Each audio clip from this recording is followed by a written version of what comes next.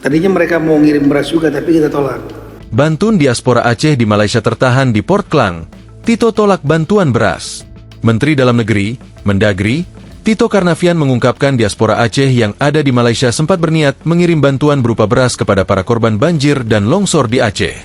Akan tetapi, Tito menolak bantuan beras tersebut karena Indonesia sudah swasembada beras. Tadinya mereka mau ngirim beras juga, tapi kita tolak.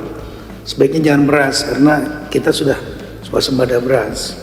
Nah, ini ada minyak goreng dan gula pasir. Kata Tito saat rapat bersama Satgas Pemulihan Pasca Bencana DPR di Gedung DPR, Senayan, Jakarta, Rabu, 18 Februari 2026. Mulanya, Tito menjelaskan bahwa warga Aceh yang ada di Malaysia ada sekitar 500.000 orang.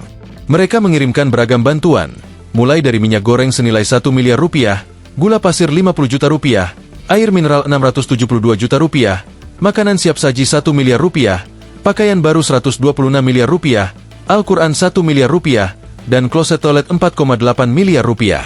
Namun, bantuan tersebut belum bisa dikirim, dan tertahan di Port Klang, Malaysia. Lalu, barulah Tito membeberkan bahwa pihaknya menolak bantuan berupa beras. Dia juga hendak memastikan komoditas lainnya yang masuk dalam bantuan itu. Nah, ini yang mereka mohon bisa dikirimkan ke pelabuhan di Lok Semawe dari Port Klang. Barangnya sekarang sudah ada di Port Klang. Namun kami sudah mengurangi surat kepada Dirjen Bea Cukai, Kementerian Keuangan. Intinya adalah untuk minyak goreng dan gula pasir ini kita perlu ada surat dari Kementerian Teknis, yaitu Menteri Pertanian, karena minyak goreng dan gula pasir apakah boleh dimasukkan. Ujar Tito. Tito mengatakan, pakaian baru yang dikirim diaspora juga bisa menjadi masalah, mengingat nilainya yang cukup tinggi, yakni 126 miliar rupiah. Kemudian yang berikutnya lagi dari Bea Cukai mempertanyakan mengenai masalah pakaian baru. Pakaian baru ini nilainya cukup tinggi, 3.000 karung, bukan pakaian bekas, tapi 166 miliar. Nanti bisa dicek sama-sama dengan Bea Cukai di Pelabuhan Krum Kekeh di Kota Lok Semawe. Hanya saja, Tito memohon agar bantuan dari diaspora ini bisa diterima demi menjaga hubungan baik.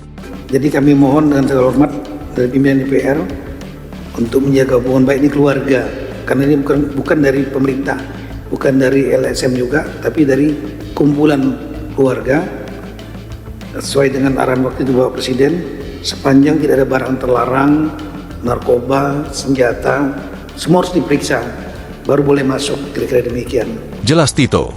Tito pun memastikan bantuan dari diaspora itu akan langsung masuk ke pengungsi Aceh.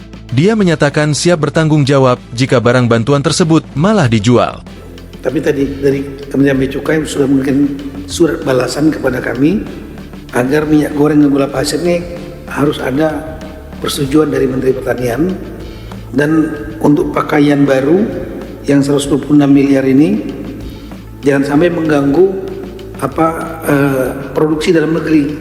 Dan kami sampaikan bahwa ini bukan, kami akan ngawasin langsung dari pelabuhan itu. Nanti kita akan bersama-sama awasi TNI Polri supaya langsung masuk ke tempat pengungsi, tidak untuk dijual kemana-mana. Kami siap bertanggung jawab untuk itu. Terima kasih. Download Tribun X sekarang, menghadirkan lokal menjadi Indonesia.